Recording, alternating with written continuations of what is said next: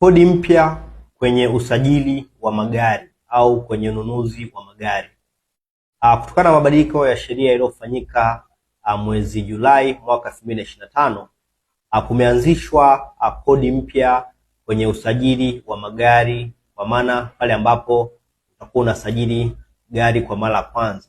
Na kodi hii ni maalum kwa ajili ya kuchangia mapambano dhidi ya ukimwi au mapambano dhidi ya virusi vya ukimwi maarufu kama HIV/AIDS response levy.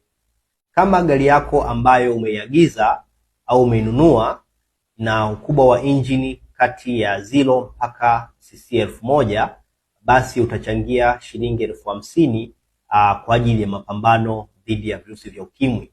Na kama gari yako ambayo umenunua ina ukubwa wa injini kuanzia cc 1001 mpaka cc 1500, basi utachangia mapambano ya dhidi ya virusi vya ukimwi shilingi 100,000. Na kama gari yako ina ukubwa wa injini kuanzia cc 1501 mpaka cc 2500, basi ada ya kuchangia ni shilingi 150,000. Na kama gari yako ambayo utaisajili itakuwa na ukubwa wa injini kuanzia cc 2501 na kuendelea, basi utatakiwa